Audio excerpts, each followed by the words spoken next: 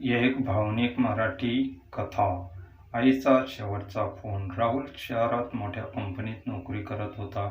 गाव सोडून त्याला 5 वर्ष झाली होती. सुरुवातीला तो रोज आईशी फोनवर बोलायचा, पण हळूहळू कामाच्या व्यापात फोन कमी होत गेले.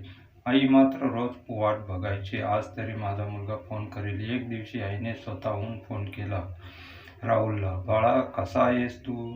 राहुल थोडा चिडून म्हणाला, "आई, मी मीटिंगमध्ये आहे, नंतर बोलतो."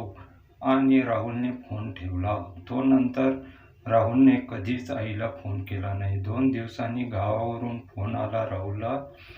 "राहुल, तुझी आई आता आपल्यात नाही." हे ऐकताच राहुलच्या पायाखालची जमीन सरकली. तो धावत गावाला पोहोचला. घरात शांतता होती. आई तिथेच पडली होती, कायमची शांत. म्हणजेच आता राहुल एकदम आईजवळ येऊन बसला. तिचा थंड झालेला हात राहुल हातात घेत म्हणाला, "आई, एकदा तरी बोल ना. मी आता कधीच व्यस्त नाही, पण आता खूप उशीर झाला होता." आईच्या उशाखाली एक चिठ्ठी होती. "माझ्या राहुलला सांग, मी रोज त्याच्या फोनची वाट पाहते आणि तो खूप मोठा झाला आहे, याचा मला अभिमान आहे."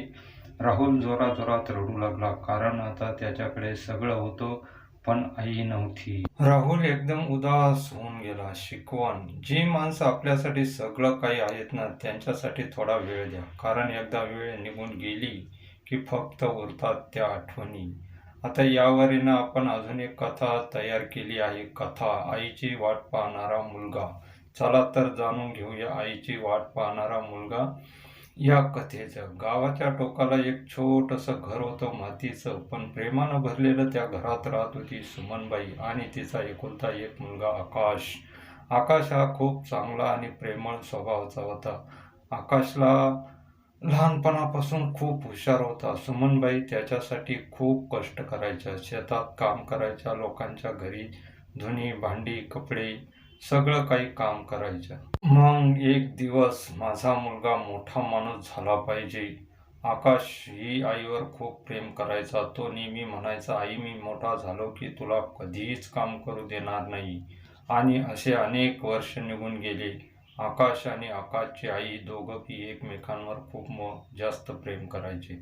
आकाश मोठा झाला, शहरात शिक्षणासाठी गेला. आईला सोडताच त्याच्या डोळ्यात पाणी येत होतं आणि आईच्या डोळ्यात अभिमान. शहरात आकाशला चांगली नोकरी मिळाली होती, पण आकाशनं आईला सोडून गेल्यानंतर खूप निराश झाला. आता आकाशला मोठं ऑफिस, चांगला पगार, नवीन मित्र. हळूहळू तो त्या दुनियेत रमायला लागला. सुरुवातीला तो रोज आईला फोन करायचा, "आई, जेवलीस का? झोपलीस का? औषधं घेतलेत का?" आकाशच्या आईला बी खूप आनंद झाला, पण काही महिन्यात फोन कमी झाले आणि काही दिवसांनी थांबलेत. गावात सुमनबाई रोज संध्याकाळी दारात बसायच्या, हातात जुना फोन घेऊन, आणि वाट पाहायची, आकाश कधी फोन करेल. डोळे रस्त्याकडे. अशी सुमनबाई निराश होऊन प्रत्येक गाडीचा आवाज आला की वाट पाहायची, "माझा आकाश आला का? माझा आकाश आला का?" पण तो कधीच आला नाही.